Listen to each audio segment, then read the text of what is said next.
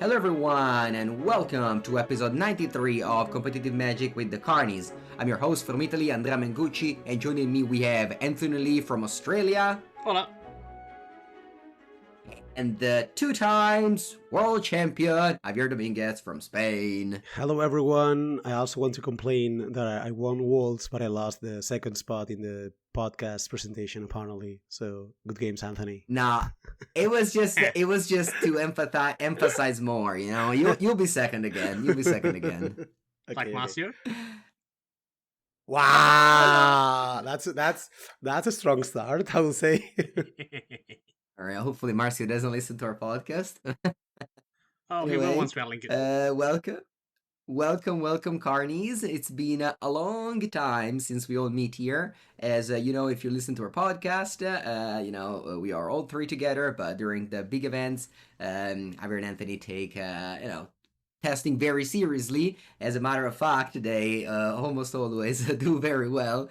And yes, you see over here. If you're watching this on YouTube, there's a huge trophy that Javier is holding. Javier, first thing first, did you actually weight the trophy? How much does it weigh? I actually have not weighted it, but it is very heavy. Like I have not weighted. My weighting machine. How do you call that?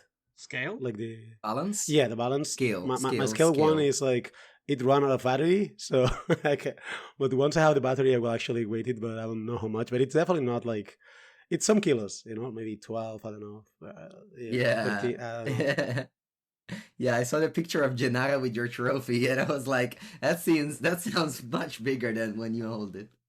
But yeah, Actually, no, it is. I actually Right. remember something. This trophy, since we were mentioning, I was mentioning Marcio earlier. I remember last year, VEEDEO told me that under no circumstance was I to touch the trophy because it's very bad luck. So, I saw him touch it. So. Yeah, I mean, he Oh. touched it. Gotta listen And to there's Billy. more things. Yeah, there's more thing about the trophy. Like I also got tweeted like apparently the trophy was not designed to be held with one hand. So my apologies for that. And also it's funny because at the beginning I didn't know, like I didn't think this trophy was the one I will take because like last time I won Worlds, that was like they had this big trophy with people with names and it was huge. But there was another one we will take home. The one we'll take home, our trophy will be like a smallish one. Not small, but like, The Infinity normal, Golden, right? Yeah, exactly. So I thought this one was like, that kind of trophy, like trophy they have to show, whatever, not the trophy that we will play for. So I didn't know it was like the trophy. And I was there just after I won, sitting for like a minute, whatever, chatting a bit. And then I hear a voice like, but man, in Spanish, but man, grab the trophy. I was like, oh, Huh. I forgot. Because I assumed it was not a trophy to the point where I forgot it was the one I should be supposed to get, yeah. So. Yeah, I remember your trophy being small. I certainly remember that. When I go to your home and there's like all the trophies, the World's 2018 was not that big compared to the other. This one. Yeah, I'm this gonna one make a was so picture with big. both, actually. They gave him like the case to take it home, and the case is like nearly the size of me. Like it's really, really big. Yeah, like the case and the trophy is exactly the maximum weight you can ship in the plane. Wait, so then Okay, you know how so- then you know how heavy. You don't need a scale. You So don't need a it's- scale. You just know it's that weight. Yeah, nah, the suitcase is heavy. Yeah, I don't know which. I mean, I think the good trophy's point. heavier, Yeah. but like definitely, that's exactly the weight. So yeah, we're talking about Yeah, something heavy. Yeah. Yeah, I remember. Also, the trophy they gave to me was they had a suitcase as well, but it was nearly not as big as this one. But anyway, let's talk about Magic. So, a couple of weeks ago, we were all in Vegas. I guess you guys came even of course, a week before and everything. And the format of choice of Worlds was standard and draft. And you love both formats, so it felt home for you, right? Well, Anthony is our standard genius, so definitely Exactly. that's our standard expert. I will say I am more of a how do you say flexible player. Like I don't mind as much as other players. I don't like sealed, So that's it. But yeah, other than sealed, I think it could be Pioneer, it could be Modern, it could be Standard, it could be even Legacy, whatever. I don't think it would be that much of a difference to me, but for other players, I'm pretty sure Anthony will be way less happy if Worlds was other formats. Yeah, I agree with that.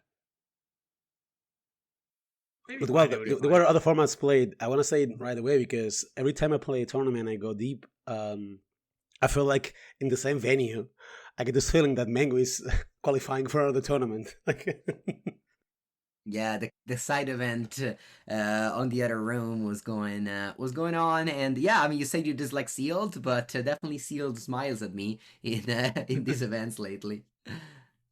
And yeah, I managed to top eight the limited open qualifying, but again, not nearly as an impressive result as winning worlds, It's as not well bad as though. just It's not clinking bad. player of the year. We didn't mention that yet. Oh, Player of the year, 2024, the first ever Kai Bud.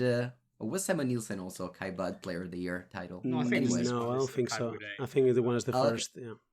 All right, all right. Did you get a trophy for that one, or are you gonna get it in the next time? I think they give you next PT or something. I mean, I have not got anything, so that's. Yeah, yeah. I think it's the next And one. it was kind of yeah, it was kind of crazy because you were playing a match against Seth Manfield, and the winner was going to be Player of the Year. And in the past, they've definitely done that, like playoff Player of the Year match. I remember watching a couple of them, but I don't think it ever happened that at the very last event, the two players fighting for the title got paired against each other. And yeah, it's super cool. Also, you're losing 2-0, turn it around to 3-2.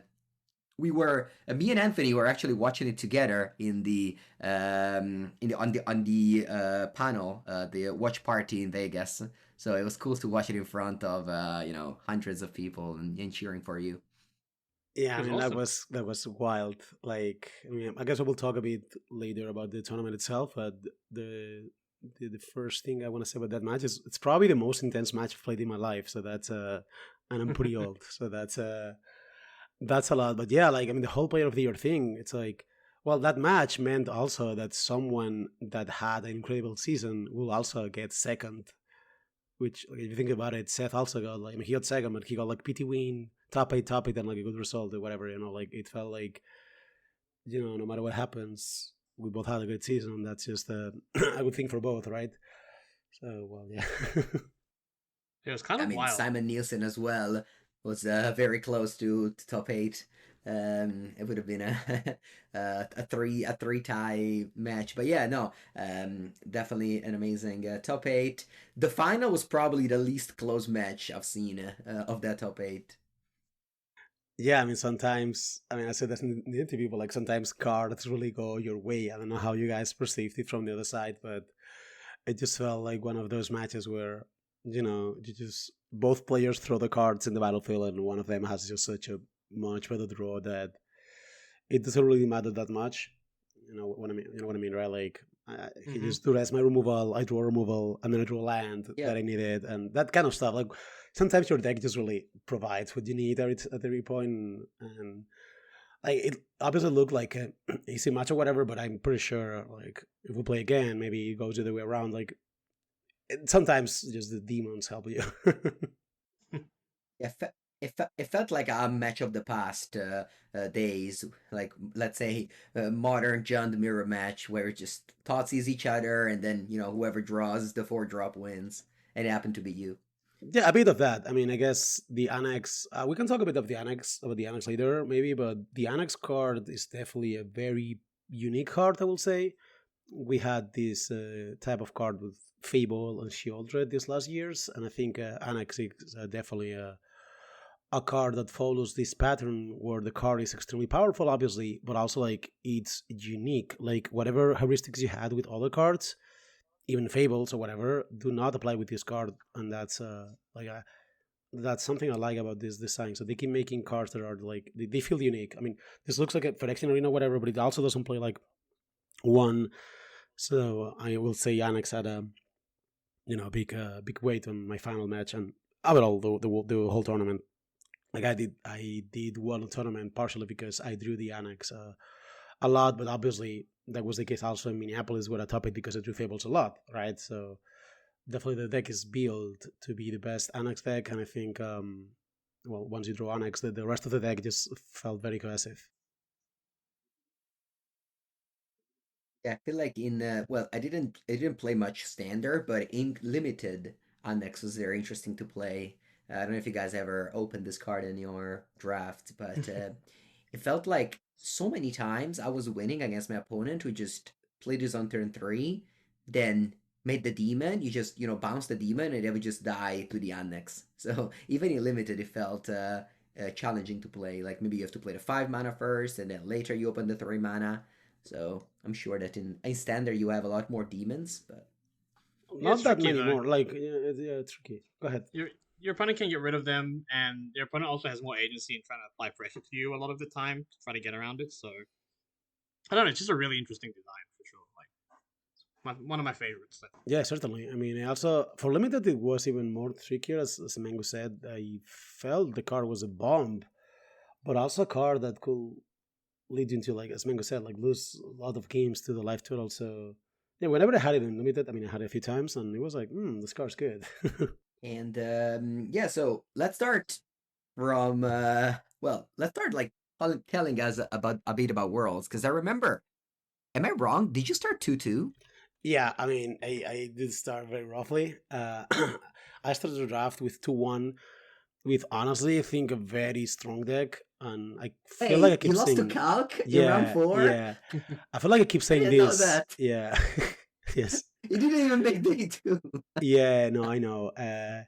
Like I feel like I keep saying this, but I got like a super strong draft. Like I opened the first pack, first pick, the blue red rare, like the double room. That's pretty. I think that's Stealing easily a bomb, Song. so to speak. Like, Yep. yeah, the blue omen card. I don't remember the names. The sauna. Yes. Yes. Yeah. The removal spell and card draw Yeah, effect that's a bit. Hmm. for I 5. I once again open a very good card, and Never had it. and pack two I got past like pack three, pick three, entity tracker or whatever. Like it was a very like, the classic draft deck where you're like, oh my god, this deck is so good. It's probably the best draft deck on the table or whatever. But like, well, I lost round two, had some mana problems, and but I also won round three against Pardee because he had mana problems. The table was kind of tough. Like was Pardee, I think it was Jason also. I was passing to Marcel, like it's Wolves, so it's to be expected, right? And yeah, and then I play against Calcano, who goes, so I sit down, Calc, I'm like, well, Calc, it's about, because I beat him on, I think, last PT we played, Amsterdam it was, or maybe the last 2 times. I'm like, well, it's probably your time to beat me. And he was like, yeah, bro, let's see.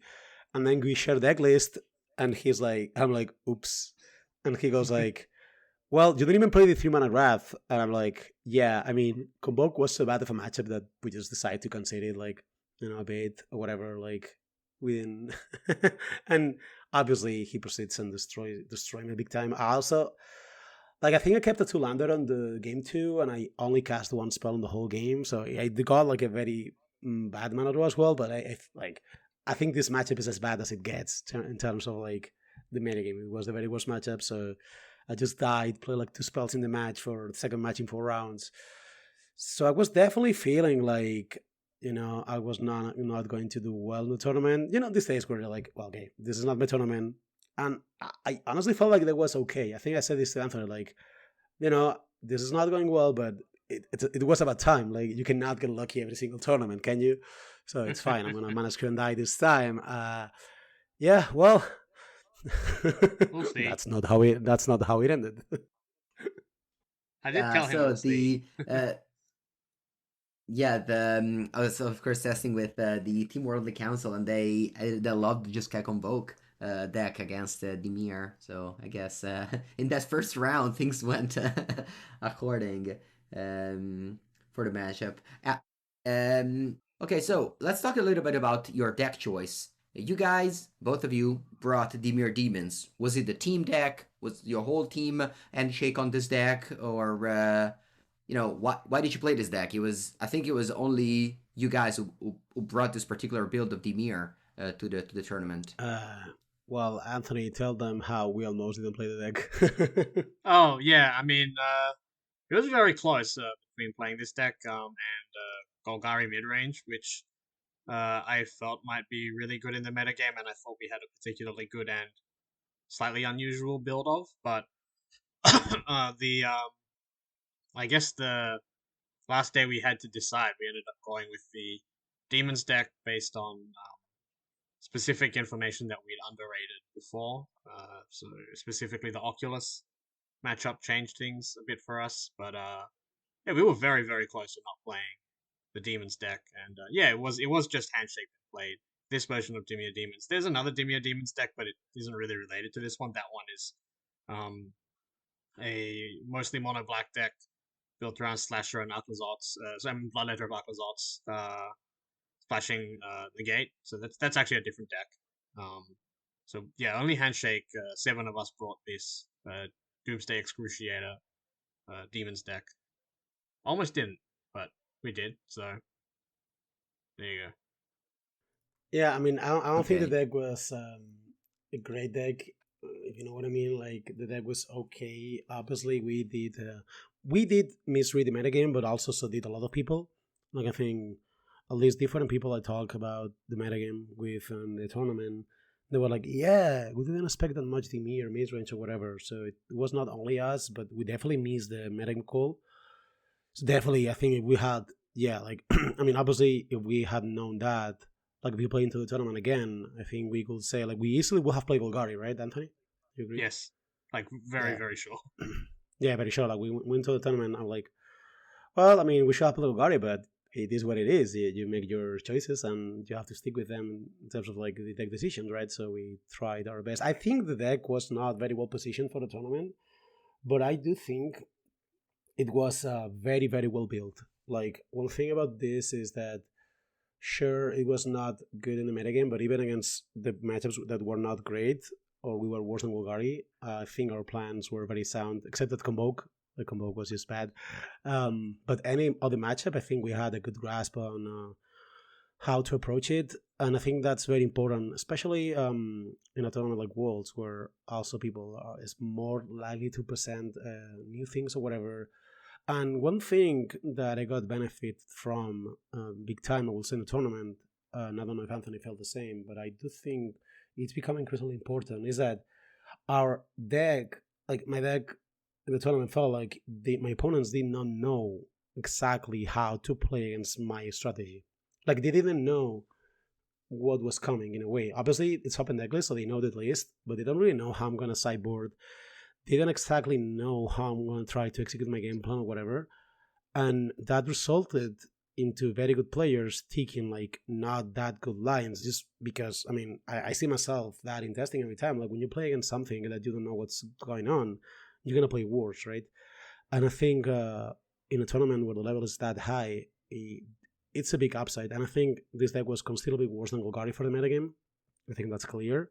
But I think even though the deck was worse, I think a bit of that gets compensated by the fact that our opponents didn't know how to play against, or even how to sideboard against my deck. Yeah, I think that's definitely true. And I would also specify that it's not inherent to all decks that are unexpected, but specifically this one is very punishing to not understand, right? Like if you just bring a weird deck for the sake of a weird deck, it's not necessarily going to give you a lot of advantage, but the construction of this specific deck and the way it works makes it so it actually is very bad to play in a suboptimal way against it because you're unfamiliar with it. So yeah, I think that definitely worked to your advantage. I think going off a couple of your matches.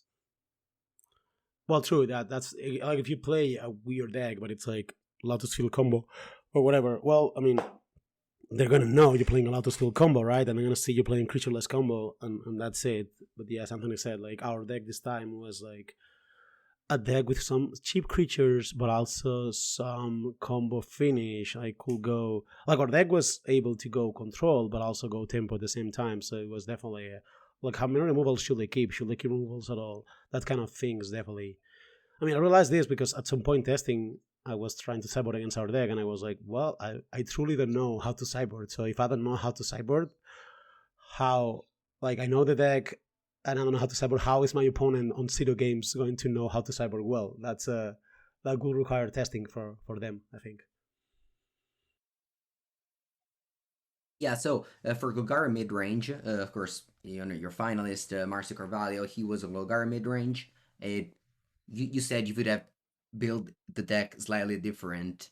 What was the big difference comparing to Marcio's build? So the biggest difference is that I really feel that Paw Patch Formation is the best interactive spell in the format, and I feel that Moscow Dread Knight is very poor compared to pretty much any other format that it's been legal in up to now. So I wanted to play fewer Moscow Dread Knights, max out on Paw Patch Formations, which I think are just good in about every matchup. I think you don't really need the full 8 2-drops to apply pressure in these mid range decks. So I'm happy to cut some for some Paw Patch Formations. And the rest is like relatively similar. Sorry, So that's the biggest change. And Popatch Formation is the spell that. What are the 3 modes again? it basically destroys target permanent or draws 2 cards. Okay, that's a lie. Okay, so Okay, it destroys target creature with flying, why? or destroys an enchantment, or creates a Okay. food and draws a card. But I'm counting against a bunch of decks, like destroying an enchantment or a flying creature is basically to destroy anything. And because you have Fountain Port in your deck, uh, making a food and drawing a card is sometimes like drawing 2 cards on the Okay. turn. So it's really Okay. good. All right, that sounds like a card I need to pick up for my future standard just endeavor. just think of it like pick your poison, but like way better. Yeah, because yes, people played in Pioneer as Yeah, see well, now you're but sold. I don't think I've seen it in standard though, right? And who No, plays it was it? not very played, but Anthony was very convinced it was good, and Anthony was our Golgari expert. So, like, I cannot stress enough like how close we were to play Golgari. I mean, literally, we Yeah. were Tuesday before deadline. So, like, one day before deadline, the day of when we build decks, we were like, yeah, unless the Oculus deck is a disaster, we play Golgari. Like, we only played Golgari we played Dimir because the Golgari matchup against the Eye was a disaster. Otherwise, like, we were that close. So definitely, we'll be like Golgari with Popo formation. We also felt the 4 Annex were good there, if I remember correctly, Hmm. Anthony. No, we're But very sure that 4NX was good. yeah, but the rest, there's not that much more you can change about Golgari. Like the cards that are good, the Glisas or whatever. Yeah, if you look at the top 16 or even top 32 or whatever, definitely the Dimir Demons deck was not the best position deck. So it's the second time I win a tournament with a deck that's poorly positioned across the top tables, I will say. So I was talking to Reed before the tournament. I asked him what he played, and he said Golgari, and I was like, sorry, he said Demir, and I was like, wow, you're not playing Golgari. You know, he played Golgari when nobody else did a few months ago in Standard, and he said that the card Enduring Curiosity has been very very good for him, and I guess one of the reasons why there's so many players on Demir. Yeah, I Yeah, well, talked it's good. Yes, go ahead. Oh yeah, I talked a bit to a couple of people on Channel Fireball about why they played Demir because we were really surprised that they did. We didn't think Demir was particularly good, and so we didn't weight it very heavily in our metagame. So I was really interested to see that Channel Fireball did register it, and they did feel a lot of it was exactly because of Enduring Curiosity, kind of being good everywhere. Like we thought that Enduring Curiosity was kind of the reason this deck was good, but maybe we didn't agree to the same extent. But we did all agree that this was the reason that Demir went from being a deck that was played a lot before but had a really atrocious win rate to a deck that was genuinely credible in this format. Like this card was outstanding. It was even good against even in matches where you don't think it would be good. It was impressive. Like against mono red, this card is good, right? And a big part of it is that it looks like it's a card that requires you to have creatures, but actually it's also good with spells, right? Like you don't actually need to have a ton of creatures for this card to be good. It's good with creatures and it's good with removal spells. Like it's kind of just very easy to make it work well and win the game with it. It's hard for your opponent to interact with. Just an outstanding card. Yeah, and the player that brought Enduring Curiosity to the top 8 is, of course, Kai Buddha, which, fantastic to see him Incredible. back, in a world's top 8. So that was very nice to see. And yeah, so the rest of the top 8, I guess we haven't said it. It's nice to tell it. Of course, we got Javier first, Marcio second, Seth Manfield third, Quintonol, a player who, sprang into the table, a deck that kind of went under the radar and nobody really expected to see it coming. Just actually mono red, 21 red sources with Shock, Lightning Strike, just a lot of direct burn spell. And I said this thing to Anthony at the watch party. Do you remember, Javier and Anthony, when we Hmm. talked about Bloom Borrow? Oh We were yeah. very high on the card Higher Claw. We were saying how this card was very good and etc. And we didn't even talk about all the other cards that are much more played, which are Artfi Hero, Emperor Challenger, and Manifold Mouse. Well, finally, Quinn playing the Higher Claw to not make us look that bad. Well, it was Well, fun I as well. mean, Go on, Javier. Yeah. yeah, I mean, I after playing a lot of Red for Worlds, I'm gonna say Hard Claw is the second best one drop in the standard after the Hardfire Hero. Better than Swift Spear. I mean, there's only these No, two. no, it's No, better than Swift Spear is what he's saying. it's better than Swiss Spear. Oh, the Swift Spear. Oh, It's sorry. convincingly better than Swiss Spear. So Okay. yeah, that's it. Okay. It That's was cool. the, Yeah, and another. it was funny because like before Worlds, Javier was saying it was really weird that none of the stock red decks were playing Hardcore because it was like decisively very good for him. And there were very few people who played high. Only two people registered Hardcore in this tournament. So, guess he was right. Hardcore really was that good. And Quinn went undefeated in Constructed until the semifinals where he lost to Marcio in a close 3-2 set. And also he was playing another card that doesn't see much play, Screaming Nemesis, right? The 3-3 haste that whenever it receives damage, throws it back, and also has that very important clause that you can't gain life for the rest of the game. Well, it's funny, right? Because when this card was spoiled, people were really, really excited about it. It seemed like it might be a bit of a casual bait card, and then just didn't see any play. And then Quinn made it work and did very well with it, top eighting with card that I don't think many other people were playing. Like it saw a little play online. I think Sebastian Porto played it, made it a bit more popular online, but it really wasn't seeing much play for a while. So after getting a lot of hype, so kind of circled around on that one. Yeah, It like was very the impressive. card's good. Yeah, the card's good, and I mean, I played next to him a few times, and the Nemesis plus the Frenzy kind of kill setup. But also, you say both, and I think this deck list is definitely the same main deck that Pozo played in the Showcase Challenge. I'm pretty sure. The whole situation of like the Nemesis comboing with Frenzy when Frenzy is bad, just being like a Lightning Axe for 1 mana. That's sorry, Lava Axe, Lightning Axe, Lava Axe for 1 mana. That's good. Like, that's a way of making two creatures, or like, because Nemesis is also not great if you're playing against like Control or whatever, right? But then if you have these two cards, suddenly you turn these into 5 damage, which is a lot, especially because you're playing Strike and Rage as well. So and Shock, so you have like a lot of burn spells or whatever. So I think this deck is just simple in terms of the plan, but definitely like very challenging to play against and with. And initially I thought Green Red was considerably better because Quest and Druid specifically, and also Pop Formation. But I can see the merits of playing just Mara, even though I think Taiga, the new Verge, is so good that probably you can mix them both anyway. Like, I don't see why this Mara deck could not. Like, you're probably going to miss on a few Rockface Village or whatever, but I still think maybe some Quest and Druid could be good here because also doesn't play as bad as it looks with the Screaming Nemesis. But definitely, I mean, the reg decks were powerful this weekend, and I mean, Queen probably was actually relatively close to just win the whole thing, right? Yeah, I mean he only plays red decks in every format basically. Like he always plays burn or red or whatever is the closest thing to it. So I lost to him in Pioneer. He was playing Quintorius. Quinn, But I guess that's because of his surname. Yeah, I think it's Yeah, exactly. exactly. I think that literally was the reason. He's Oh, that's nice. Yeah, he's got a sense of humor. Yeah, there were 2 Quintorius at that PT, and I make sure to lose to both of them. Oh, that's generous of you. Yeah. Yeah. So I guess you were saying that he just always plays Shock, and once Shock was finally good, and he immediately top 8 the tournament. Like he's very much a red mage, so it's cool to see that.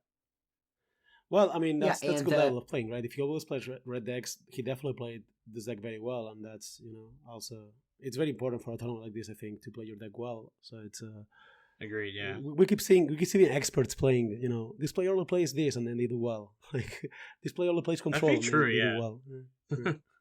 Wow. so last year when you Anthony top eight at Worlds, it was only the top eight that was qualified to a lot of things, whereas this year was slightly different, right? I think it was what top Top eight. qualified to. No, top eight qualify for all of them, and then I think there are additional slots for the first Pro Tour of 2024. I think it's top 24, but I could be wrong. Yeah, I heard it's top 24 because Yeah. my friend Guillote qualified in 12th place, and yeah, it's also there's a very cool story of this Italian player Ivan Enrico. He 20 years old from south of Italy. I didn't know him before, and he was just 7-1 at some point. He was first in the standings, but then he lost a bit in a row. But it was cool to see some countrymen Oh yeah, going deep in such an important event. I played against him in Amsterdam. He was really a wonderful opponent. So I was kind of following, catching up with him between rounds, seeing how he was going, and he was so genuinely excited to qualify for another PT that it was pretty warming. I really enjoyed that. And he's really really nice. So yeah, it was great to watch that. Yeah, qualifying to PTs is fantastic, especially doing it once at a time. It is one at a time. I don't like that, like 3 invites in a One row. at a time, playing GPs with 1,000 people debating every time is that what you're saying, Mengu? Yeah, so there's this funny story that I was already, I think, holding the record last PT for the person who qualified to all the 3 events of the year without either a PT or an RC. I'm sure to raise that to 4 now. Yeah, it's the 4th PT in a row that I qualified through, 2 PTQs and 2 quote-unquote GPs. Well, people talk about drafting the hard way, but Mengu's invented qualifying the hard way. So, Yeah, it was definitely there's a lot of drafting. I definitely prepared a lot for this event. I mean, not as much as you, but definitely more than my usual tournament preparation it goes. So I just enjoy preparing for limited. I even made a mythic on arena for the first time in I don't know how many years. oof. So It's so much limited. yeah. It's a real grind. Yeah. Javier, did you make mythic on arena in limited? No, I don't play the ladder actually. Unfortunately, I just played. Oh, I play the random queues, the traditional.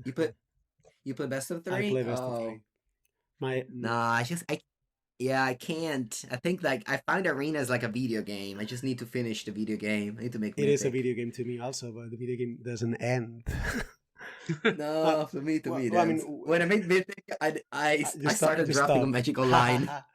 I mean, I once again prepared my tournament playing draft on arena, so still the method still works.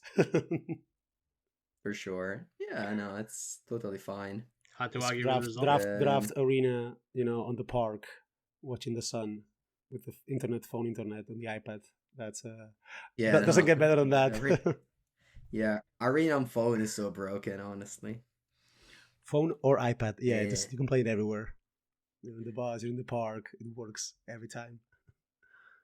What about standard? Do you also play on arena? Mostly actually. I mean, the standard preparation started very early. Actually, I mean, I think we mentioned a bit briefly, but I even went to play like a store championships or store tournament, whatever, just to get feeling with the cards in the standard, get feelings with the decks.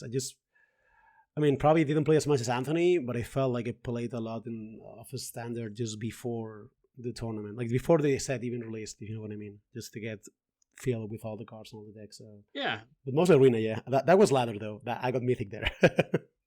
Yeah, I mean, like if we know the format before the set releases, well, then it's a lot easier for us to catch up with the impact of the Duskmourn cards and not miss anything. And so we felt that even playing right from Bloomburrow's release was important for us. So get a head start. Are you saying that because the next PT still isn't announced? Oh, What's no, not really. No, no. I mean, that's just No, that's because you how we said approached it. if we know the formats, if we know the formats before, but they still didn't announce the next PT Oh, I format, meant which the is funny. formats as in the cards, like Okay, okay, yeah. okay. Yeah, yeah, yeah. Like if you I know mean, the they decks, you ended know up. the cards. Like even if there's new cards or new decks, a lot of the cards are the same, right? I know the fixes of the cards, the decks, the mana bases, the matchups, how the support cards work or whatever. That's still very valuable. So I will just play arena randomly, not like super focus or whatever, but just random some games in the afternoon, just standard games to just get muscle on those decks, like moderate cards or whatever. Yeah, I'll just drown Yeah, Javier it in is words every day if I stand strange. him. So I really Yeah, loved that's it. that is true. You could be like, yeah, Anthony 10 message, which is like 2,000 words. Hello. Some words. It's like an article. An Yes, article every day. Yes. daily reading. Yeah, so it's weird that they still didn't do best of three ranked draft. Like what? Huh? Isn't it Oh, it's like just with like different why is people. it a thing in construct? I mean, I don't know. It works like this way, right? I mean, personally, I don't feel like the need for it. I mean, ladder is one thing. BO1 is also more convenient. It's faster. Like if you're on a bus and you will play one fast games, That's BO1 true. is Yeah. just better. And I also think the other one lets you play against all the opponents or whatever, which is probably like it's more similar to the drafting online or in paper experience in that regard. Because ladder is more like you're artificially playing with the ladder opponents or whatever. And I think that's I don't mind it honestly because I also don't have the urge to get the ranking in mythic anyway. But yeah, I don't. I think it's okay. Okay. Yeah, so next topics. What is your plan going forward? What have you decided to do for the next weeks and months before preparing for Chicago? I mean, I have no idea. Probably, I mean, I'm gonna go to Eternal Weekend, but I have not decided yet. Like, I have not decided yet what I'm gonna do. Like, I still have not really processed that I want this thing, and I guess I will play a bit more relaxed. I would definitely like. I still want to try to qualify for the Arena Championship. If that makes sense, it's a sort of a goal I've had. I try to play them hard in the last months. I always like feel like I'm close to there. But one thing I'm probably gonna play even less is the mugs for the same reasons as last year. Like I think they're a bit less convenient than the arena ones, and I guess I'm just like an arena fan, so I'm gonna play a lot of arena, and then we'll see. I don't have any like well, there's these nationals in Spain that are modern at the end of the month that I also will attend, but that's it in the calendar. Right? Kind of interested you in some four season action, but no. Let's go back on track. Let's go back on track. Let's talk about the worlds. So you started badly, 2-2, but won three matches in a row, finished the day 5-2, which is amazing. But then what happened on day two? Did you won all your other matches? Yeah, I mean, the thing is, the day one, I was like, okay, this is gonna be bad, but I just kept running good. Like I play against two Mara decks, and like Mara matchups are not, they're not bad. I think the deck was a bit favored about it, but it's not like it was a buy or anything. And it just felt like cards fell my way, and it was funny because going to draft two, it was like, yeah, it's a good day to open a very good rare for the draft. Maybe Vagabond's Onslaught, that would be great, whatever. And obviously, I sit down there, first pack, P1, P1, boom, Vagabond Onslaught. That was a very. That was a very lucky break compared to the Leyline I hope the guy expected to open. And okay, so day one was I started being a bit unlucky, and then things went my way. I made some good plays, and eventually, like I think day one after the 2-2 was one of the days where things go your way, but also you kind of try to open, for them to happen. So that felt good in that regard, if you know what I mean. But day two was one of those days where cards really truly fall your way. Like that was a very lucky day, honestly. like I beat Pedro Pereira in round 1 in a game 3 where I go to 2 live, and he was playing white red, and I think I had 12 lands or 11 lands, and he had only one color still, right? And I got to 2 live. Yeah, that was one of these. Like around 2 of the draft, I won a game because I was dying, and then I had like no cards, and I top decked the card of Manifest for 6 mana, the green one. Or the, you know how you call it? The Modern Gym card. So I manifest. Yeah, so I manifest that with 8 mana, and I manifest into the 2 mana uncommon blue green card. So I flip it like, and then draw a removal spell with it, and then draw another removal spell. It was like a series of top decks, like all the draft against Ikawa. He just mana curved me, and I just like had a situation where he drew like 5 lands in a row, and I top deck Valgabot. And I was like those days, you know what I mean, right? Like things just come my way. The winner against Cassis, game 1, I think he kept 1 lander with sleight of hand, the Phoenix Keep, and he missed a second land drop for 1 turn that eventually gave me the win. Those days, like it started with P1 Vagabond Onslaught, and it truly won my way. I guess the exception is the match against Afan, where game 1, I think I literally drew 1 spell on 7 lands or something like this, or 8 lands, or I don't know. I had like 12. Yeah. And game 2, I did make a mistake. I had a Liliana situation where I just didn't process the information very well and just didn't play well. There's a chance I will have still lost anyway. Honestly, I don't know if you were watching that game, Anthony. Were you? No, I remember it. Yeah. Yeah, like I was losing a lot, and I didn't ultimate Liliana. And even if I had done, I would probably lose. But definitely, there was a mistake I made. But other than that, I mean, the games against Kane also went like my way. And I will say, yeah, one of those days where the cards just follow exceptional, being the half fun match.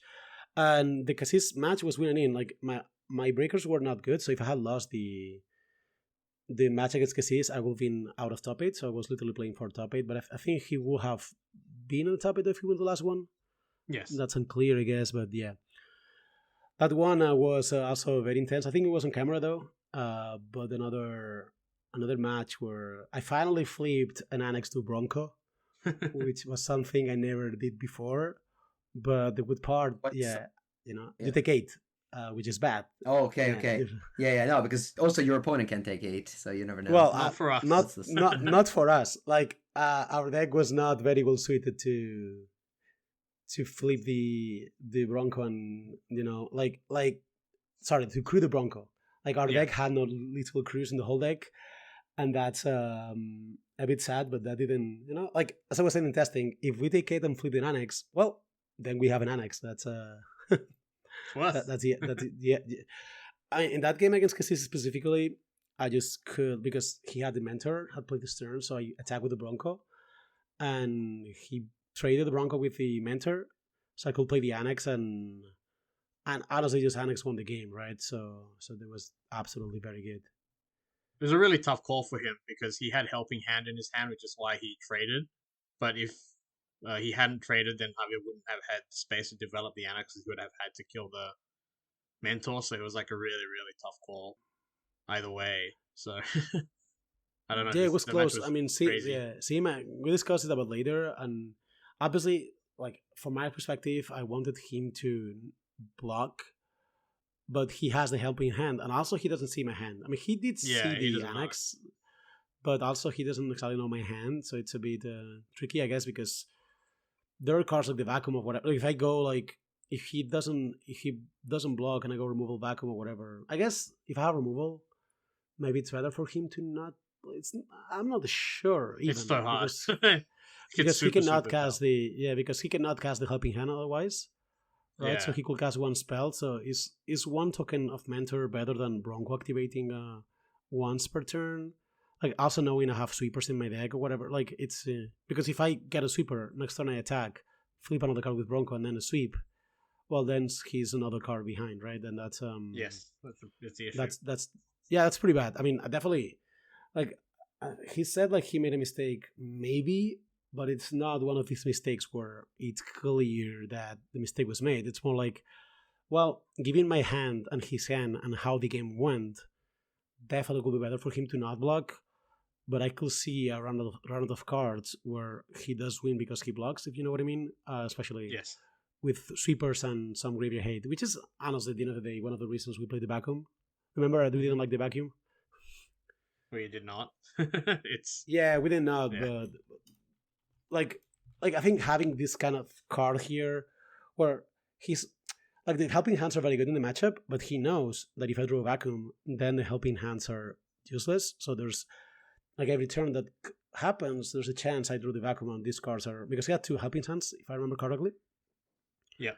So I think this was an open negligence situation where the fact that he had like maybe I didn't discuss this much with him this specific decision in depth, but like I'm pretty sure that if I don't have any vacuum or any way to interact with his graveyard on the situation, then he will be less inclined to block because he knows he's going to eventually catch the helping hand no matter what. But the fact that I have this way to interact with the graveyard means that there's this silent expiring date in these cards because it could happen. Like if my next card is a vacuum and he doesn't block and suddenly he has two mulligans, that's probably game losing to him. That's my impression from that. I don't know if you agree with this, but that I think that's an open necklace thing where maybe having a card gives you some equity even though when you don't draw it, and that's something you have to try to capitalize on while building decks. Yeah, I think I overall agreed with that analysis, which we did at the time as well. I guess the easy takeaway from that, I mean, that's like obviously a very specific analysis of how that game went, but in general, the just because the cards didn't fall your way doesn't necessarily mean that it was a mistake, right? Like Cassis made the decision and the cards happened to not go his way, but we don't know if it was. We can't be certain that was a mistake. It's certainly not clear either way, right? Like he made a judgment call and based off unknown information, and well, that's why the game's interesting.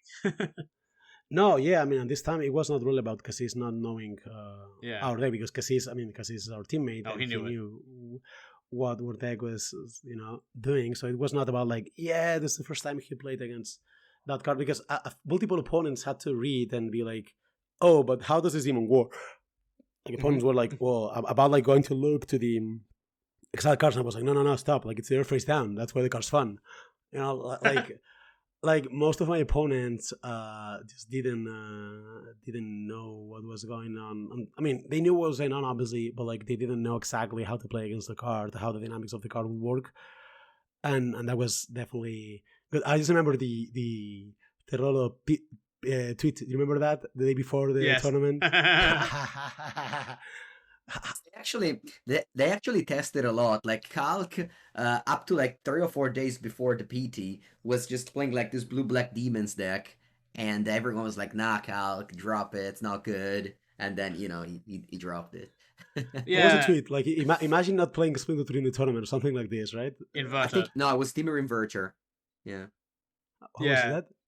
Yeah. He to lead Timur team referred Inverter. to Yeah, inverter. inverted, exactly. Yeah, inverted. Imagine not playing inverted or whatever. I was like, oh, and we saw it and it was like, well, that's awkward because a lot of people are gonna play it or whatever. And but yeah, then it was a troll, which honestly was somewhat lucky also, but I guess the It was promo very the promo funny. demon got us. Yeah. I mean, because we were like, well, the deck is a brew, so we're gonna be gonna have some advantage because of that. And yeah, and then Tirolo posted this and was like, oops. I will Mirror say that matches. a lot of teams did test with Doomsday Excruciator. They tried various decks, like what Calc tried. Like I talked to Calc a bit about it because, of course, he thought about what could have been because your team had a deck kind of like this, and I know that the Japanese team also tested a deck like this, but the builds that people tried were quite different, I think, because people tended to default to building a control deck with the Excruciator combo kill in it, which is also where we started, right? And but when that didn't work, then people abandoned it. Whereas we later figured out a way to make it work in retrospect. So yeah, I think a lot of people kind of had an idea about the deck, but as a brew, because you see this card, you see that there's a there's a couple of 2 card kills with it, so you try to build with it, but the way in which to build it was not very obvious, and like the obvious way to do it was not good. It turned out that the non-obvious way was the one that was, competitive. So that also might have thrown people off a little as well, because if they had tested against something like it, they would have played against something that was specifically substantially different version. So you might even have misconceptions about how it works or what's good in the Yeah, but matchups. if I recall correctly, this started even like before we started testing more series for Worlds, right? Like if I recall correctly, you already Yeah, it was tried literally this. Like, it yeah, was. I mean, you had this line for you already because I don't remember. I was like, I don't remember building the combo and then toiling. I don't remember it because you just did it before the testing started even. And you said like, yes, no, this like Anthony at some point was like, no, this Kushner is good because you throw it in a mid-range deck otherwise, and that's when it's better because blah blah blah blah blah blah blah. I was like, all right, that makes sense. This is classic Anthony throwing decks into mid-range shells once again. I like mid range decks. But yeah, it's yeah, this was like kind of my pet thing from like even like during spoiler season. I was so sure that this combination would be very good somehow because it was so compact. Like the fact that Jace is a pretty good card, and Restless Reef is a land that you just put in your deck anywhere. And the ability to combo with a land is fairly unprecedented, I think. So it made me sure that there was some way to make it work. I just couldn't figure it out at first, and only found it once we got to the testing house, like fully. Yeah, but I But forgot you had it that early. Like I forgot you had this idea ready on the because your starting idea on during spoiler seasons or whatever, like the second or third idea you had with this was not that far from a final deck. And I'm just yeah, realizing this as right now. Like, oh, the first two were horrible though. That's the thing.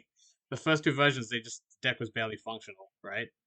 But you're right. The third version, when we started to make it more mid range, was that's when I started to. Yeah, I think that ended up being relatively close. Like obviously, we were missing a bunch of things, but yeah, we got somewhere. no, but But the first this two, whole horrible. yeah this whole situation where you have a deck that can tempo out or also combo. That's pretty much what we ended selling on, and yeah, I mean that's nice. Classic Anthony. Got lucky with that. Yeah, definitely. Maybe. Well, that was a Swiss for me. I don't know if maybe we should go for the top eight a bit. Yeah. Yeah, let's go to the top eight. So your first opponent was once again you got a rematch against Hafam on that. Like, was his deck like new, like, or was it a thing like Uh, playing Dimir with the the Bloodletter Atlas yeah Ox? Slasher and Bloodletter was very much well known. Like the popular version was mono black. And he just has a splash. So like the fundamental deck was very much known. Yes. Yeah, I mean, we didn't try that much about. I mean, we identified the Bulleter and the Slasher to be things we didn't want to do. But this deck, I mean, I lost those Slashers in the Swiss, and I definitely think the Splash was good for him. I think this is better than the Mono Black. The Mm-hmm. Masterminds, they're simply great against both Beanstalk and the Annex. They're very good at that. And in this deck specifically, if Mastermind eats and go for the throat, you're kind of happy because then the Bloodletter has like a bit of like less pressure, which is something I felt right playing against me. I was like, maybe I don't want to kill the Mastermind. It's not a big deal. And also the Shore Up. Shore Up is the type of card that when it gets you, it truly gets you, and it does play very well with both Slasher and Bloodletter and Bat to some extent as well. So I will say this is better than the monolog version. I don't know if you agree. I feel the lack of font Yeah. import is not necessarily needed. Like, I feel like you could play a font import or two in this deck, even though the mana base is like at least one copy. But other than that, I do think. I mean, this deck was okay. He did very well. I don't know how many players played demons that were not Two like the others. combo demons, but oh, the escape tunnel. Yeah, I mean that card is more scary than you think. Obviously, it reads like Very. a bad card or whatever, the Bowling Wilds, but then you play in the game and you're like, well, What if if he he has draws escape escape tunnel? tunnel, yeah, if he draws escape tunnel, this is gonna hurt. And yeah, Yeah, so Escape Tunnel is the common land that evolving wilds, but can also give unblockable to Unstoppable Slasher that with Bloodletter of Atlas in play just kills you. Or even if you don't have Bloodletter, it's gonna do a lot of So it's just scary. Like, Like, if you take like 10 damage, that's already pretty good, for evolving wilds. Think of it like a super Yeah. Ramuna Ruins. yeah. And he was also playing Russia Dread, which is also combos with Bloodletter, right? Yep, Yes. correct. That And finished. that's, Yeah. again, not very good. I asked him, and he said like he never pulled the combo. But in our quarterfinals match, it was a point where I was very ahead, but I had no removal for Bloodletter, so it was like, well, I mean, Yeah, he had a turn. if he draws the Rush of Dread, I'm dead. Like, that was all right, that's scary. It is definitely scary. That card is Yes. Yeah, so you beat him. I see here at 31. Was it convincingly, or did you sweat the runes? I mean, I think the games. I think the matchup was favored for me. He also been nervous, but I think it was like the matchup was the only good matchup left in the field, kind of from my perspective. I guess the Seth could also be an exception, but like I think the matchup was convincingly good. Anthony was the one that played it the most, but it felt like it would be good, right? Yeah, so testing the matchup with Donny Ramis the night before. Like, I was just completely melting him. Like, it was really tough for him. Like, we just had more relevant removal spells. They couldn't really interact with the combo. Jace was just a complete wrecking. Like, that was brutal. The fact that we had a lot of annoyance helped a lot as well. Like, they really kind of had to steal games with Slasher, and if they didn't, our deck was just a lot better set up. I think like not having deep Cavernbat and mid range mirror is also like a pretty significant advantage. Like, I felt like genuinely every angle, other than sometimes getting punked by Slasher, was in our favor. So yeah, the matchup felt really good playing it the night before. Yeah, one thing is Kida had the Madland, so even the combo demon was good. And it was very safe to play the combo demon as well, which is something that doesn't happen against the other Dimir decks. Mm-hmm. So even that aspect was good. So the matchup was definitely good. Yep. And then, well, the semifinals that was something else. Like, wow. Yeah, well, This was interesting because I obviously never played the matchup before, but I felt like the deck would be similar enough to the main, except it wasn't. Like, they played cards like Outrageous Robbery, the main deck, that was and scary. Bridge the Multiverse in the sideboard. Like, but also felt like, well, he also wouldn't know how to play the match. He did play in the tournament, I think, against Simon, right? Yes, he did. And I think someone of their team also played against, I think Jim played against Adri, maybe. I don't remember exactly, but this matchup happened in the tournament like once or twice. I don't know the record, but we kind of knew. We both knew, me and Seth, that the matchup was sort of a new matchup for both of us. And honestly, for me, that made it like super exciting, because it's not like when you play Golgari against Morat, you play the matchup 100 times in testing, and then you play the important matchup in the tournament, and that's great and such, but you're playing Morat against Golgari, so you've seen every single situation before, ideally, right? You tested enough, you see every situation, and then you're playing this intense match where you're just trying to craft the situations that you've seen before, but this is a whole different thing. This wasn't the level that where, well, we don't even know. We both don't even know exactly how the games are gonna play out because this matchup doesn't exist, and that's something special. Honestly, like, to me, that was kind of cool. It's kind of wild, right? Like, very top level of play, like the semifinals of the World Championship. It's still Brew versus Brew. That's like very kind of quintessential Magic. It's cool. Yeah, I mean, I will say we both are a bit of players that are inclined to play Bruce in this kind of events if we can. I think Seth is even way more likely than I am. Seth is, Yeah. I mean, Seth has historically done very well with Bruce. Like, I mean, he won the PT with Sultai energy that did not exist or whatever. So he definitely knows what it is to. Yeah, vampires.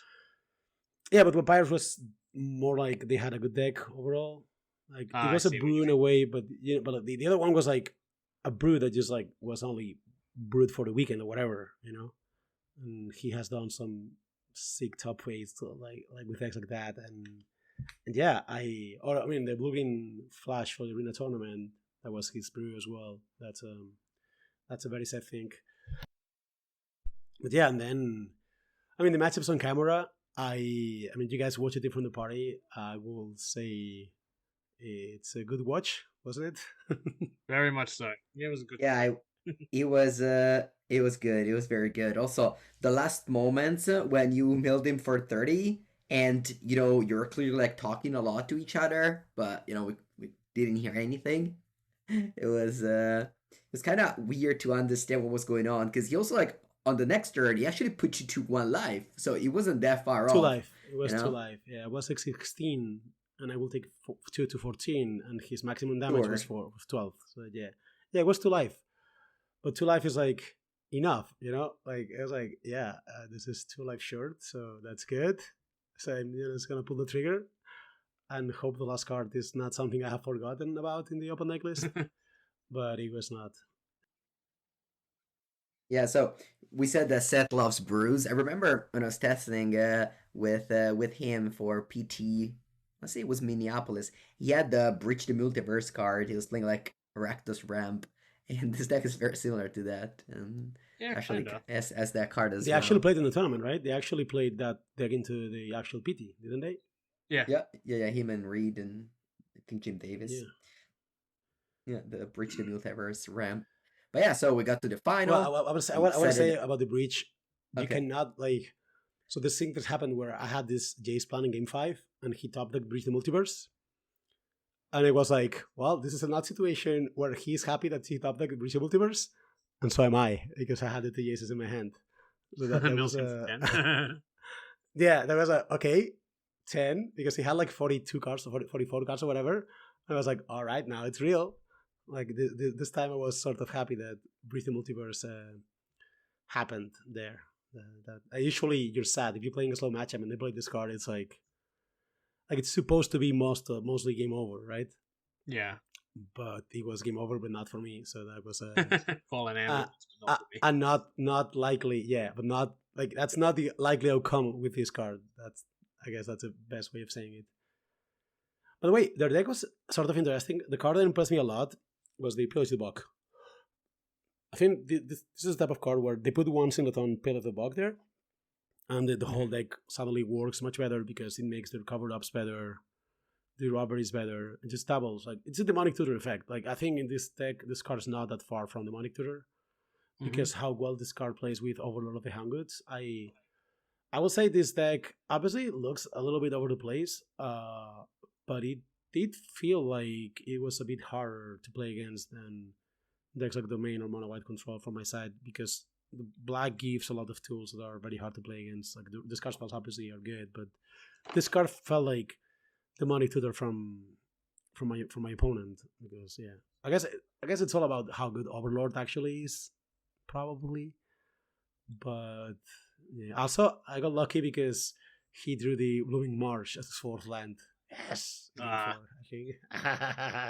think we are fast line haters here though. Javier and I love to cut fast lines. we were fast line haters. Like for this PT, we played a deck that really wanted to have blue on turn 2 because it was a curved play, and we played a card that cost 6 black. Even in that context, we still didn't play the full set of fast lands. That's how much we hate them. So this time it was 3. I really tried to play 2. It just didn't feel right because the turn 2 blue was but I mean, remember the last decision we made, Anthony? It was like between playing 2 Shores and 2 Seawars. Yeah, it was honestly basically random. Well, not quite random, but like it was really much less decisive than most decisions that we made. After the tournament, I will have played 2 Seawars, 2 Shores, I think. Okay, well that's good to know actually. I mean, I don't want to say it was a wrong call because remember we played the Shores because we felt that if Shores was better, it will be considerably better because it will affect the stability of the deck or whatever. And if Seawars was better, it will be a little less so because it will also be better in situations where our deck already functions well. But I think we might have underrated how good Seawars is against aggro when we go full removal and our deck is a little bit less deep on big threats, like Poseidon against Red, where you have less Jaces or whatever. Having the Survey land, because Shores is supposed to be much better against Red and much worse against the rest, right? But I think we underrated how good Seawars could be post-Cyborg against Red, where if you have a lot of removal, Tablan actually doesn't matter as much. and Yes, you will the game's not gonna mind having to consider that situation because you want to have less threats and see where's led you. So on that specific detail, if I could go back and I will not be allowed to play Golgari, uh, I think I will go back and play Two Seawars, Two Shores. Yeah, that's something I Yeah, I felt think that, had that with the makes a lot of tournament or sense. whatever. Actually, yeah. By that logic, yeah, I agree. We should have played that too. Yeah, but that it's something like we didn't think about it specifically, but that's yeah, that's Yeah, we're kind of out of time. yeah. I mean, it was the last decision, yeah. And then well, the finals. I mean, the finals probably a lot of people haven't seen it against Marcio. Things. I mean, I don't fully remember the games having that many breaking points. Where there was a turn where Marcio had to draw a land in game 2, I think, where he had game 3, game 2, where I duress him and that twice, and his hand is 3 lands, 2 demons. So 3 lands, 2 4-drops. That felt a bit like when I duress Kowalski in the final game, and he had like Chandra, Hazard, or whatever, and he has 3 lands. You remember that one, Anthony? Yes. It had those vibes, but I was like, all right, let's see. And then he didn't draw. I think he drew Bronco, which was probably one of the best null-landers, but definitely not a land. But not a land. Yeah. And again, same with Cassis, I could use the turn to eventually just get advantage. I think if Marcy draws that land, he probably wins the game, or at the very least, like it was It's game a 2 lot more actually. competitive. Like he was just kind of in Yeah, that whole game, but a land would have maybe put you on the back foot for sure. I think. exactly. Yeah, and then there was a situation after this game developed in a way because I was also flooded a bit. So I had a situation where I had Archfiend against Archfiend and a Madland, the cottage, and it was like a 12, and I had a Takahashi to block. So if he specifically top decks Cat down, I lose the game if I attack. But if I don't attack, the game goes a little bit longer, and I felt like it was behind in that situation. I don't know if you guys remember this spot. Like I thought about it for a bit. Yeah. And it was like, it's hard to evaluate these situations because, like, it's not exactly an emotional level, but it's obviously very tough to attack there. So he top decks Cat down, and then I lose a game. Maybe I will have won otherwise. I don't know if that feeling. I don't know how to describe that feeling exactly. I know what you're saying. It's not necessarily rational, I would say, but it's something that you definitely think about, right? Like, I mean, kind of. It can be rational if it's just if that feeling is the way that you realize that the consequences are particularly salient compared to the probability of something happening. Like if your feeling is actually a manifestation of that understanding, then it could be rational. But I think it's very common for people to be unnecessarily risk averse in those spots because of that. Like they're like, oh, I shouldn't have lost or whatever. But I mean, yeah, but what's the risk? Like the thing is, when I ask this, I guess, like what's because let's say he had like 50 cards left in his 45 cards in his left, and he had like 3 cut downs. So one time on each 15, like I will have a 7.5% of losing, right? Everything else I win the game. Mm-hmm. That's like if this is true, I have like a 92% of win the game if I attack. Isn't it more risky actually to play the long game in a way? Like I can grab a 90%, I can grab this 90% win rate at this moment, or I can just play a game. I don't know, like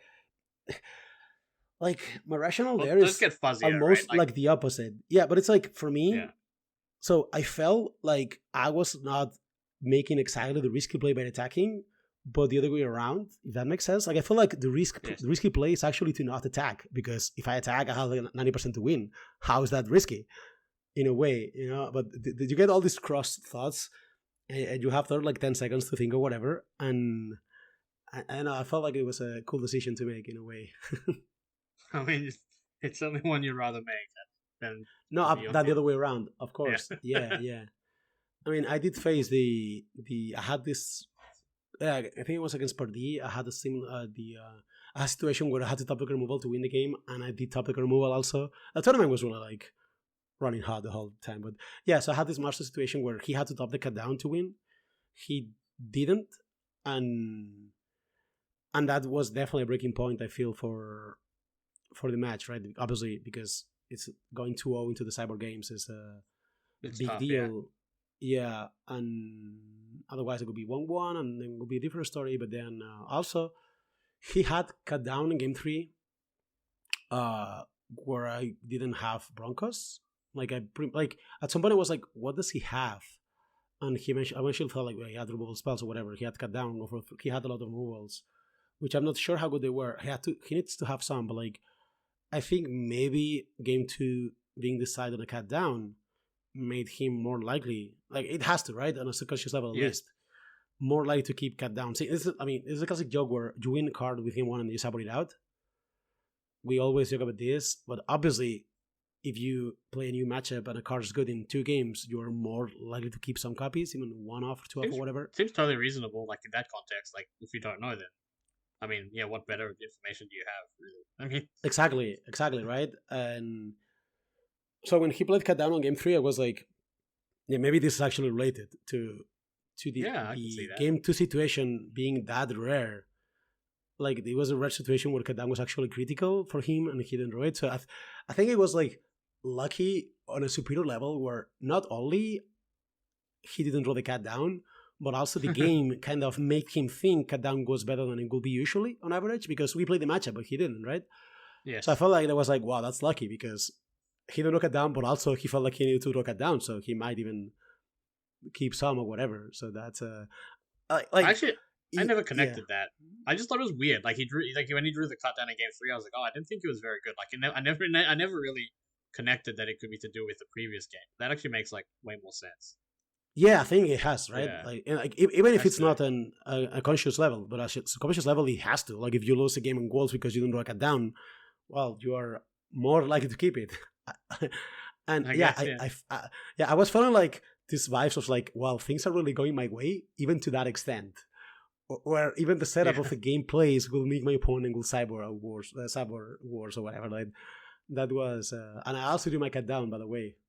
Like cut down on the draw, killing the Bronco. Like it just, I don't know if I made the right play. Yeah, cut down and then have a manic for counterspell. I think I played that game well, but I will at some point review it because maybe I didn't. The game where I had the counterspell on the Jace and the Annex, and he played the rest in turn 3.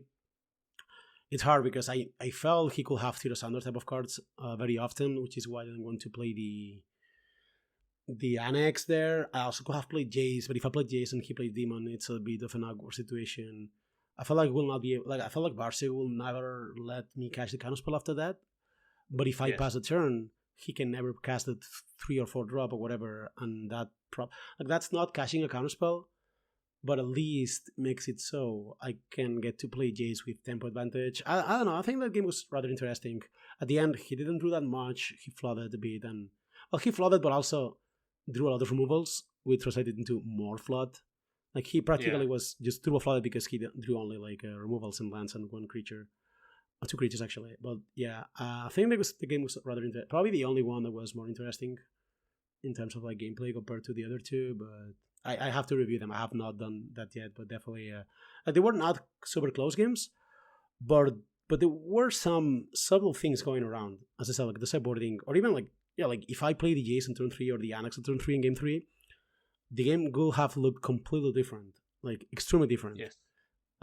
Maybe I will have won anyway, maybe not. Maybe I will have been like in a position where I need to play to the board. But if I play to the board because he's playing the Sentinel, I don't have an answer, then his removals become live. You know what I mean?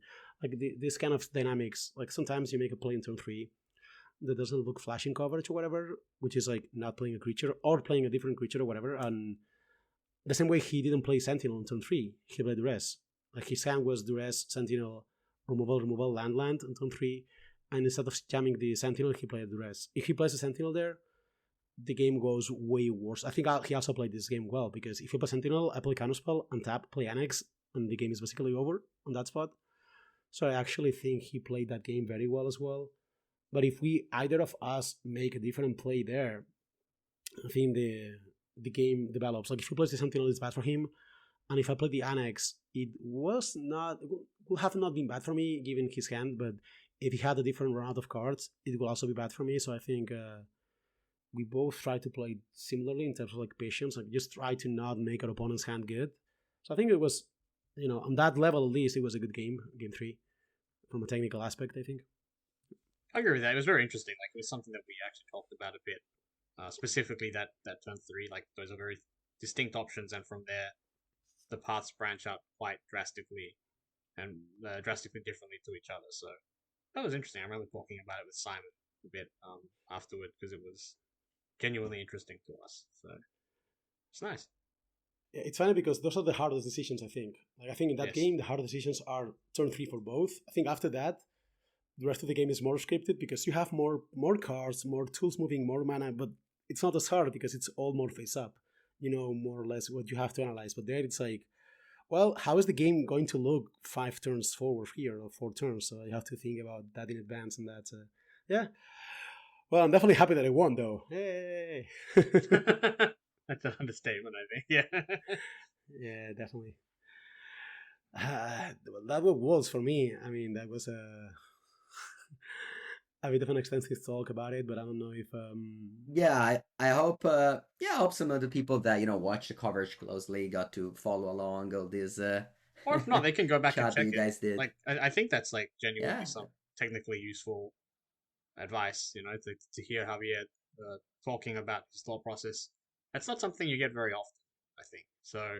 No. You know, Yeah. I would recommend watching that match again and listening back to what Javier was. He kind of ran his stream of consciousness there, and I think that's Yes, worth pairing. especially especially with Standard being so close to competitive Magic now, with 2 season of RCQ being a Standard now. There is also in January the GP, the actually first GP called whatever it is, another The name I Spotlight don't series, remember. yeah, I'll play that. It'll be cool. Spotlight series. Do you go? You go? I'll go. Okay. I love standard. I'll go. Okay. When do you go to America? Well, the tournament's January 3, so I'll join there January 2. Oh, you don't do Christmas Eve in whatever it is, Atlanta? No. No. why? Why would I? What? I don't know. It's a big deal in Italy. Lots of people go to Christmas Eve in America for I don't know Christmas. well, I guess it's Really? New wait, wait, York. wait. It's not So Atlanta. Italians go to America for Christmas Eve? Sorry for Christmas Eve, for New Year's Eve. I meant to say, Ah, okay, okay. but also Christmas. Yeah, I mean they have all that. I mean at least New York, I guess. They'll go to New York most of the time. Like in the Huh. movie, I like in mean, the like lots in of the movies, right? They go to yeah, the lots of Oh. people, lots of people go to New Okay, York. no, Well, I got him now. New York and Uh, Atlanta are not. They're not that close to each other. That's no, they're not. They're not. They're not. All right, and yeah, so that was it. So we had in the plans of talking a bit about the two more topics. I guess we've got very long in the podcast, so maybe we will super briefly address them. So well, the limited open top 8. It was very cool. The whole event that happened again. It was a lot less players than last year though. Almost half, I want to say. How many people there? How Last many people were in the tournament? I think I heard, I didn't check, but I think I heard it was about 800, whereas last year was 1500. but So interesting thing though. that's like The convention was the a biggest lot one ever. less. Yeah, but I feel like last year was like the return, of these things. So a lot Oh, of I people see. were Yeah, hyped. Now you have a lot of them the at convention the was bigger, but the classic. limited open was smaller, right? Yeah.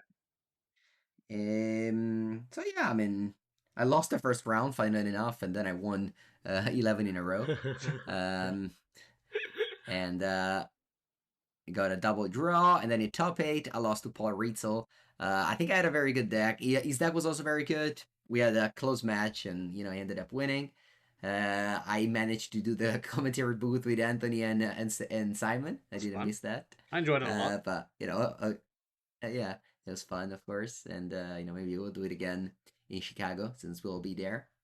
And then the other topic that may interest some of you that are listening is, of course, there is an RC, a regional championship, happening this weekend. And by this weekend, I mean literally tomorrow. It starts in France, in Lille. I'm still undecided to go because, if you're watching on YouTube, I don't even have a camera on. I got like, a strange thing happening on my nose, and it hurts a lot of my face. but maybe I'll go. So I still, I'll decide tomorrow when I wake up. Um, Maybe you Oh see well, they meet not too there. bad. Maybe not. If I'm just gonna be Pioneer, it's gonna be one of the last time the Pioneer is involved in competitive Magic. We don't know that. Come Um, on. I, s- I said maybe. I said We'll maybe. see. Yeah. I'll be casting some Fib of the Mirror Breaker for sure. Still decided between Rakdos Midrange and Jump Sacrifice. Do you have any suggestion, Anthony? Yeah, play Phoenix. No, I can't do that. Any Uh, other suggestion? Anthony, he um. cannot play Phoenix because he wants 1-0-2 with Phoenix in a tournament. You have no Oh, that's true. you How about Black Red you for, Midrange? I think Mengu's done well with Black Red Midrange before, right?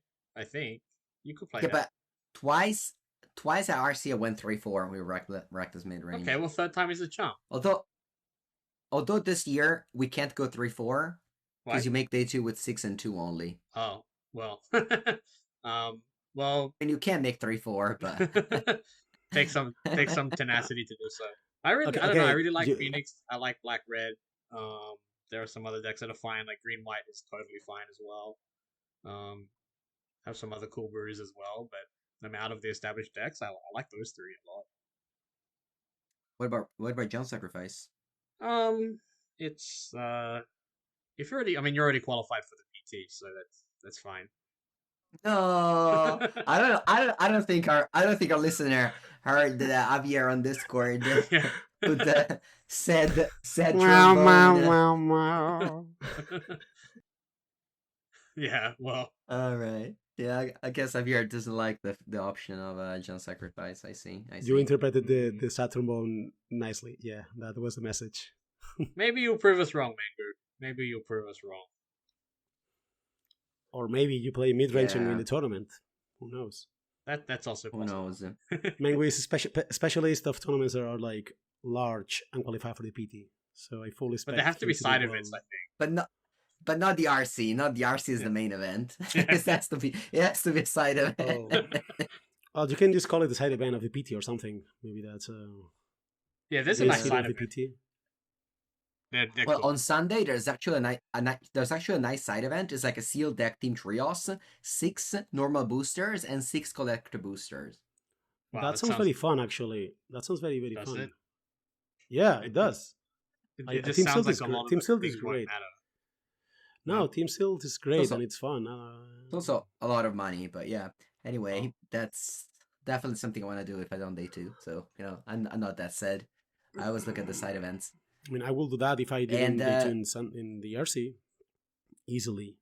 yeah, yeah. Also, I guess I can also shout out the. I mean, I guess it's late now, right? So let's just keep on keep on talking. Yeah, sure. Um, la- yeah. Last weekend I was in France in Toulouse. I played a dual commander tournament, a 913 people tournament, and the first prize was a Black Lotus. And they actually did not split it. So the winner actually walked away with a card, a Black That's Lotus. cool. That is I like that. So nice. I like playing for Let's go. cards, yeah, and I like that. One day we should go to one of these together, Mengu. Let yeah. me know when the next one is, I, and we go together. Okay? I'll definitely go again. The people were so nice. All my opponents were French. I think I only got paired against one non-French player. I just learned how to say other even in French, and I had never had any talk, language issue. Um, and yeah, there was so many judges. The tournaments were great. Actually, on Friday we played a team event, and we won. 250 euro in store credit, and you can use the store credit to buy sandwiches, coffee, and water in the bars So as you're playing well, for which is food. something I've never seen Playing for before. food is Yeah, great. Yeah. we spent like 60 euros of food with the and paid with the voucher, I was which gonna was say fun. if I got like $250 to spend on food at the Las Vegas Convention Center, like what does that buy me? Like 3 salads? That's Well, I will take two of them. yeah. So I was playing in Worlds. You tell the story, Anthony. Maybe I guess it's better. Oh, okay, yeah. So I didn't day two the event, so I was full time support for day two. And Javier is he's a hungry fella, so I went to go and buy food for Simon and Javier. So I bought 2 salads, at incredible expense. I must say, incredible expense. And I brought them back, and I set the salads down in front of Javier, and I indicated to him, that he should help himself.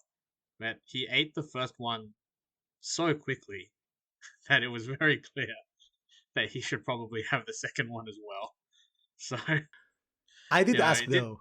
You I did, did ask. yeah, Like, are those for me? And you were like, yeah, they are. yeah. I just changed my mind. I'm like, yeah, they're for you. And then he just wolfed down those salads, and I had to sprint back to get a third salad, for Simon to have. Again at incredible expense. I was reading Yoshihiko Ikawa's Gone report, and he talked a lot about his draft strategy and how all the different constructed decks prepared. But he also included a note about how expensive the convention center food was. So it was wild. So yeah, I went back to get a third salad. But this time when I came back, I tried to hide it from Javier because I was afraid that if he saw it, that he would also eat the third salad. And I wasn't able. I was like, I'm not going back to buy another of those salads for Simon. So if Javier gets this one, Simon's just done. So I tried to hide the salad. I did successfully get it to Simon. That was pretty lucky. But yeah, he's Yeah, a growing boy. I got chicken tenders and fries for $18. Yeah, exactly. It's just Yeah, I got like a golly. small sandwich for $20. Yeah, that was it. No. In Toulouse, it was €6 for a Aw. baguette with things inside. You see, that's Yeah, good. no. Let's go one time to the Yeah, and the Toulouse water Olympic. was €1. Anyway, no. Outside of that, we got also with the winnings on Friday and the winnings of me and my two friends, because it's cool because we went from my town, me and three friends of mine that only play Commander. They actually tested a lot of Magic Online, and me and two of them made day two, and we won some prize, and we put all the points together and got an Underground Sea for one of them. Oh, Yeah, that's not it was bad. very cool. It was very, very It cool. sounds like a cool Yeah. event. Yeah. I was doing well. I should have. I mean, I was at 3-1 with the best breaker, because also on Friday we won a buy for a first buy. If I'd won by next two matches, I would have top hated, but I lost them both, so no problems there. Um, it was great. I mean, except of the fact that I returned with a huge nose. That everything else was great. Um, no, so again, by the time this podcast come out and you listen it, I might be tweeting live from Lille, or maybe saying not actually going anywhere this weekend for the first time in many, many weeks. But yeah, outside of that, we're gonna return soon because we need to talk about Foundation. There's a new set, Anthony. I love this set. I don't know. I think it's awesome. Like I love the concept of this core set that they're returning. That it's going to be the foundation for standard for a while, like at least 5 years, but maybe even longer. And the effects they have are just kind of staple effects that we kind of need to see in standard usually. So and the design of the set itself is really nice. Like I thought the set was way bigger than it was, but it's just dense. Like there's just lots and lots of interesting cards and lots of good cards packed in this set. So I'm really excited about it. I've got a lot to talk about. Yeah, Yeah, me too. One Yeah. question though: is it gonna be draftable? Like it's gonna go on arena so I can draft, yeah, or yeah, it's just of like course. only constructed? Yeah, absolutely. Nice, I'll absolutely do both. Yeah. nice. I will do it as well. Let's talk about it next weekend, shall we? Yes, for sure. We got lots to Yeah, see. let's do it. Next weekend, we're gonna talk about a little bit of the RC results, Mm-hmm. but mostly just foundations and the competitive magic with the carnies. Your standard podcast, your trusty standard podcast now. Let's Re- go. I rebrand win. rebranded continuously. All right, let's just then wrap up, and unless That sounds we still good. have the Discord or Patreon or whatever, and yeah, I mean maybe we'll do the wrap up thing. I think make Yeah, this a that's little better by far the longest episode we'd had. But I guess since we weren't doing the thing for a month, it's nice that our listeners can listen to us talk for more. Again, if you want to keep contact with us, we have a Patreon, patreon.com/carnies. We have a Discord where you can chat with us. And but we'll be here next week again. Thank you, Anthony and Javier, for being here. Thank you for listening. Have a great day. See you. Cheers.